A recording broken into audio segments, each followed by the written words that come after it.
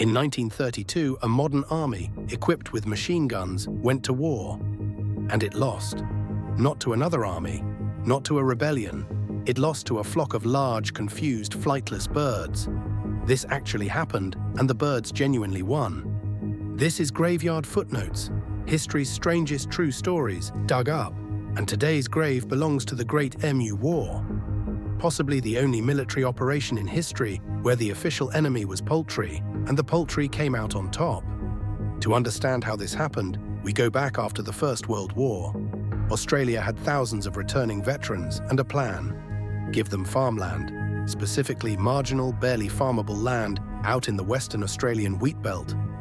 What could go wrong? Then the Great Depression hit, wheat prices collapsed, a drought rolled in. The government had promised the farmers subsidies that mostly never showed up. So by 1932, these ex-soldiers were broke, exhausted, and clinging to dying farms. And that is when the birds arrived. Around 20,000 emus. Every year after breeding season, emus migrate inland, looking for water and food. And the farmers had very kindly built them a giant buffet of irrigated wheat fields right in the middle of the route. To an emu, this was paradise.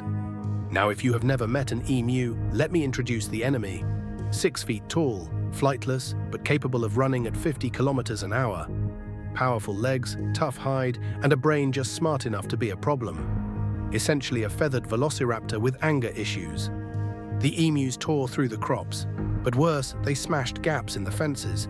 And those gaps let in rabbits, which were their own biblical plague in Australia. So now the farmers had emus, rabbits, drought, and debt. A four-way disaster with feathers. So the farmers, a lot of them being ex-military men, did the most ex-military thing imaginable. They did not ask for fences or poison. They wrote to the government and asked very politely if they could please borrow some machine guns. And here is the truly incredible part. The Minister of Defense, Sir George Pearce, said yes. An actual cabinet minister looked at a request to deploy the military against birds and signed off on it. He figured it would be good target practice for the troops. The reasoning seemed airtight. Machine guns are very good at killing things quickly. Emus are things. Therefore, machine guns would kill the emus quickly. The soldiers get practice, and everyone goes home a hero. On paper, it was perfect. Paper, it turned out, does not run at 50 kilometers an hour. The operation was handed to Major G.P.W. Meredith of the Royal Australian Artillery. His forces, 2 soldiers, 2 Lewis machine guns, and 10,000 rounds of ammunition, against 20,000 emus. The High Command genuinely thought this was overkill. In early November 1932, Meredith and his tiny army rolled into the district of Campion, ready to win a quick and glorious war. The emus, for their part, had no idea a war had been declared, which honestly gave them a tactical advantage. First contact. The soldiers spotted around 50 emus and opened fire, and the emus did something the army had not planned for. They scattered, instantly, in every direction. The machine guns were built to mow down men advancing in lines, not birds sprinting away in chaos. The emus broke into small groups, and observers noticed each group seemed to have a leader, a big male who would stand watch while the others fed and sound the alarm. The emus had, accidentally or not, adopted guerrilla tactics against actual soldiers. Meredith decided to get clever.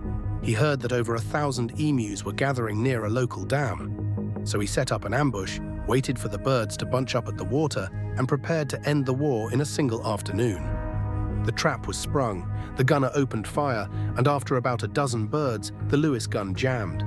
The remaining 1,000 or so emus calmly sprinted off into the distance, completely unharmed, to tell their friends about the funny men with the broken toy. Time for Plan C. If the emus were too fast on foot, the army would simply mount a Lewis gun on the back of a truck and chase them down. Mobile firepower, modern warfare. Surely the birds could not outrun a motor vehicle. The birds outran the motor vehicle. The terrain was so rough that the truck could barely keep pace, and the ride was so violent that the gunner could not aim at anything. At one point, an emu got tangled in the steering and nearly crashed the whole truck. The emus were now winning the vehicle battle too. After several days of this, Meredith sat down to do the math, and it was bleak. His men had burned through thousands of rounds of ammunition. The confirmed kill count was, depending on who you ask, somewhere between embarrassing and humiliating. A few hundred birds, at most, out of 20,000. Meredith, to his credit, was honest in his report. He said that if the army had a division of soldiers with the bullet-carrying capacity of these birds, it could face any army in the world. He compared them to Zulus and said they could take machine gun fire with the invulnerability of tanks. He was on some level impressed. Meanwhile, back in the real world, the newspapers had found out, and they were thrilled. The Emu War, they called it.